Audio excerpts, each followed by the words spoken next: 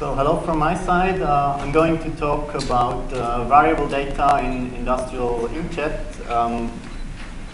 Probably why do I think this is relevant? I had several discussions with customers in the last years. We were discussing projects, and in the end they were asking, and can your machine do variable data? Then I was, yes. What do you want to do with it? And they were like, we don't know yet, probably something like Coke did. And I thought then there's really some lack of understanding what's if you see these nice Coke bottles on the shelf, and what's really behind it, what's really necessary in order to get there. First I will talk about my background, so we understand where I come from and why I'm talking about this. Then about the purpose of variable data, some ideas what you can do with it in packaging. Then I'll highlight some of the background, what's needed in order to get there, and some technical requirements and solutions. So we're a company which is based in the western part of Switzerland. As you can see, we have our center of operations in Europe, so Italy and Germany, but we also have subsidiaries all over the world.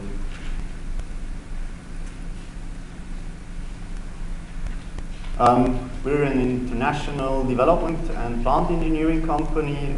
We claim market leadership in metal packaging for aerosol containers or aluminum bottles, and plastic cups, for instance, for yogurt or margarine packaging, as well as plastic tubes for cosmetics or toothpaste or applications like this.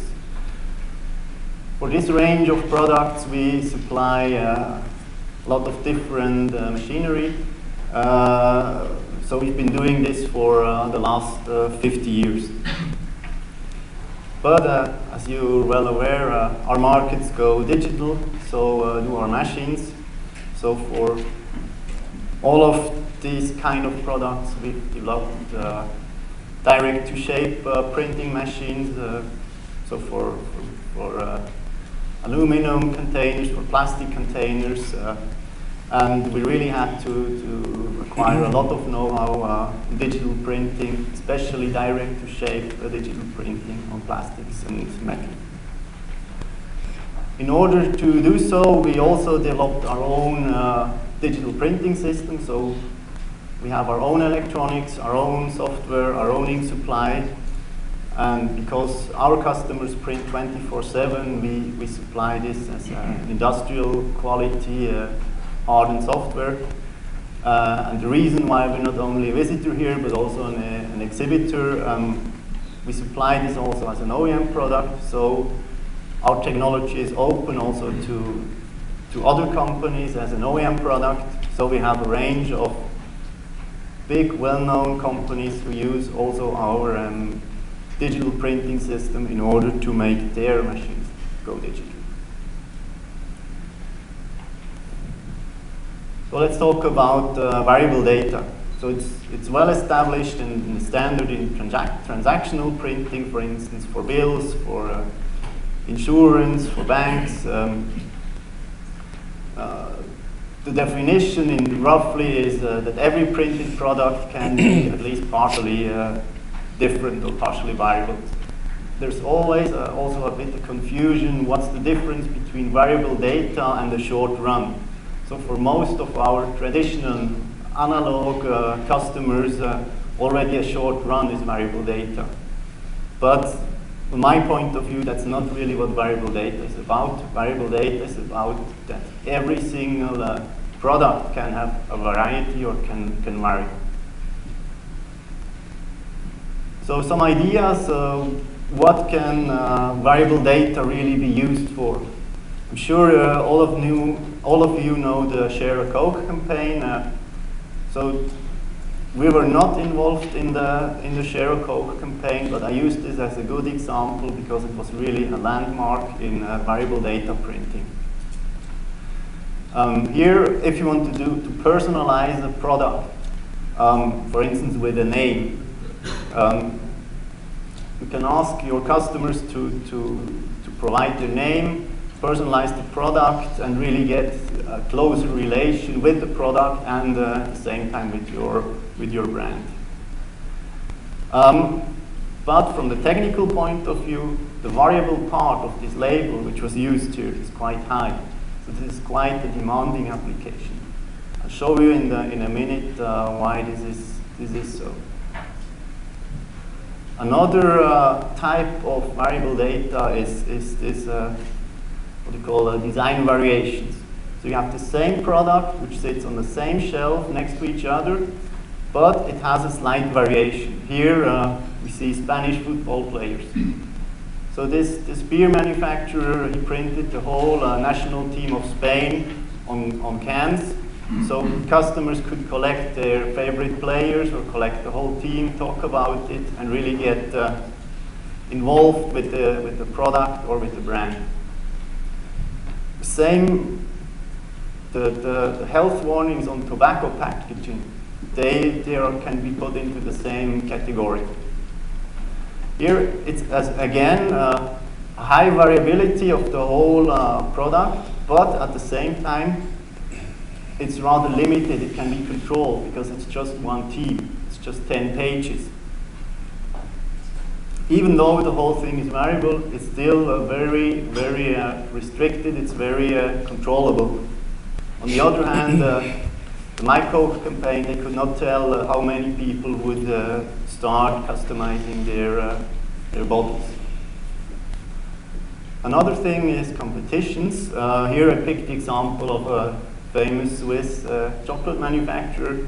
They printed a code on their packaging which customers could check online to see whether they've won or not. I heard also from one of our customers in the US, this is quite popular with McDonald's.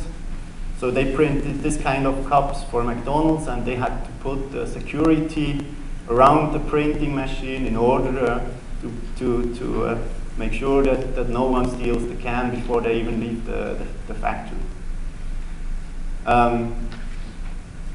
Here is a different kind of variable data because it's just a code. It's not. And it's really important. The design of the product is not affected by the variable data. A field is reserved where you print the variable data in it. It's not changing the design. Last, probably that's the most well-known application for variable data, is the classical label where you have barcodes with expiry dates, serial numbers, you name it.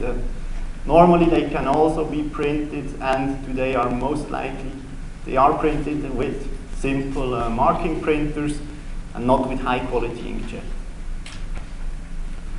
I'm not going to talk a lot about these right now because this is really well known and established. I'd like to focus more on the newer variable data applications.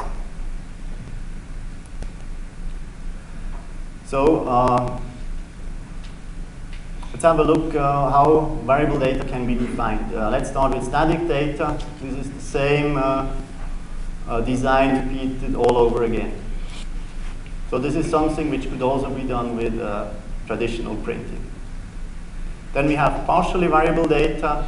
We have the same background everywhere, but there's some variation in it, like the name, like a barcode, like a serial number. And there's full variable data where every copy can be completely different. It's a complete new design. Let's have a closer look at the design itself. Here you find a barcode. You find a serial number, you find a date, time, but you also find a variable text. And this is not a simple text. This includes mirror effects, curved text. It's not a standard font. It has some special colors in it. So this is nothing a machine can normally generate on its own. On the other hand, to add a barcode or a date, time, this is something even the printing press itself could add to the workflow, because it doesn't need to have a designer, or it doesn't need to be on a PDF level, which includes high-level color management. So the first three can be put into the category of technical data. This is simple designs, no special fonts, no special barcodes, no special color management. It can, in the ideal way, already be generated by the printer itself. The second category, on the other hand, this is really high-quality graphics. Normally this needs a design environment, like something of the product from Adobe, like Illustrator, or it must be at least on the PDF base, so it can be ripped properly with a proper color management process. So if we talk variable data, we need to ask some important questions. Probably the most important one is who generates the variable content. Because even if you can print variable data, someone has to provide the content. Then, does the design change, or is it affected by the variable data, or is it just some technical data which changes? And if you really have a good idea about variable data printing, you have to make sure that the equipment you're using is capable of keeping up with the speed. Because depending on the application, it can be quite demanding for your press and pre-press equipment. And also quite important, if you have your perfectly personalized product printed, but you're not capable of tracking and sending or shipping it to the right customer, it's also not very useful. So you need to be able to find your personalized products in the supply chain again. In general, print workflow is design a PDF, rip it from the PDF to CMYK plus other colors, send it to the printer, and get your variable product. So let me highlight where the aforementioned ideas about variable data fit into this workflow. Let's start with the QR code, or the technical data.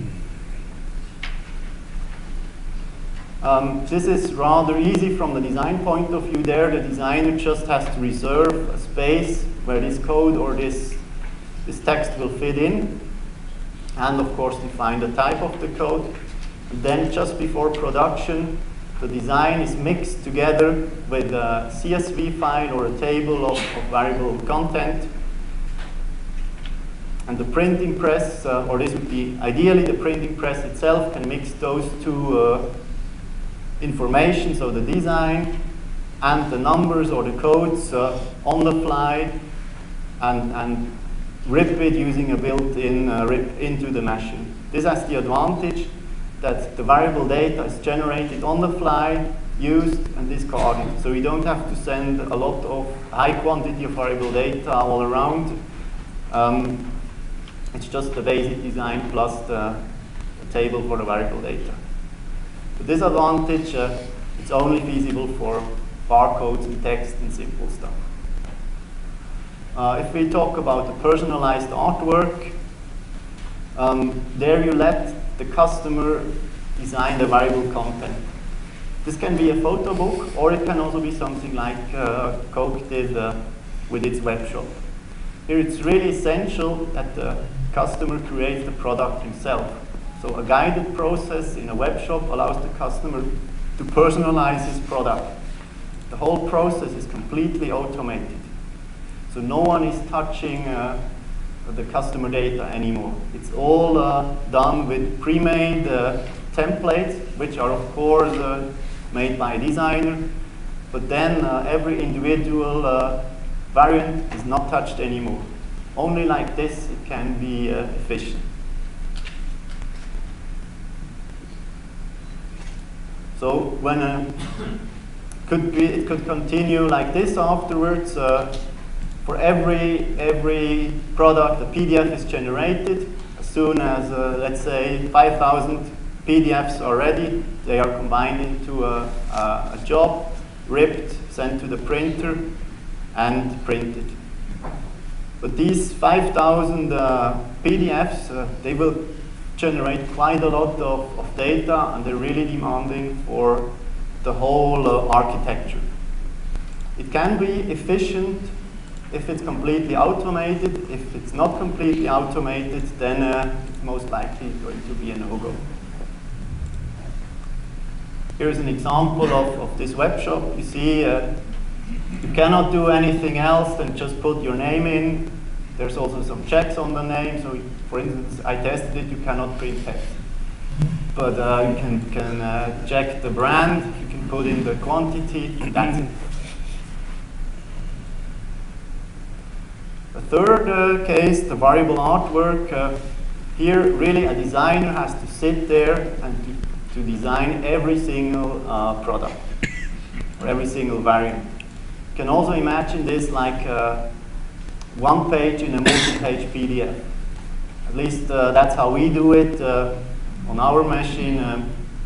If you want to print a football team, you create an 11-page PDF, you load it onto the machine, and the machine does nothing else than printing this 11-page PDF repeatedly all over again.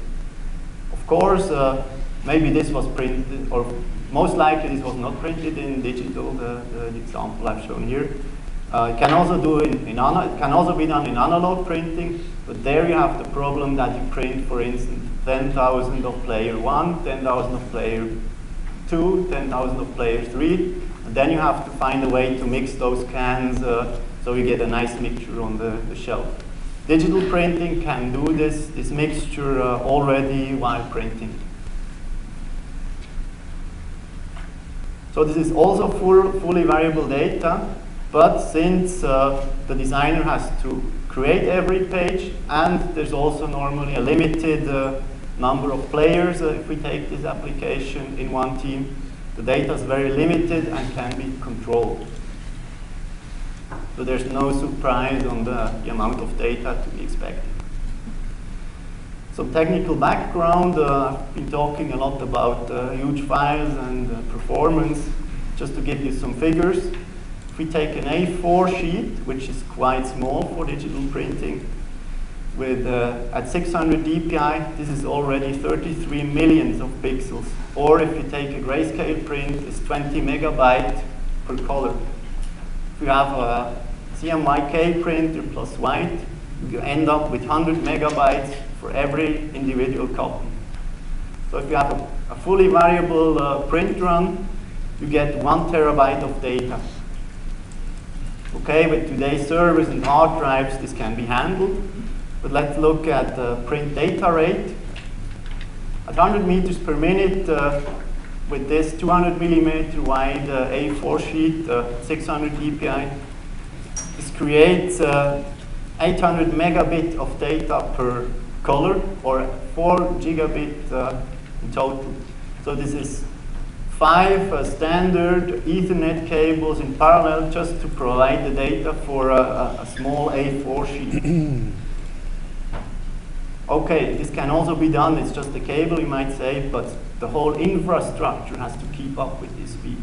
Not only the cable, but the network card, the hard drives, the print electronics. And if you print jobs like this the whole day, then also your RIP architecture has to keep up with this speed.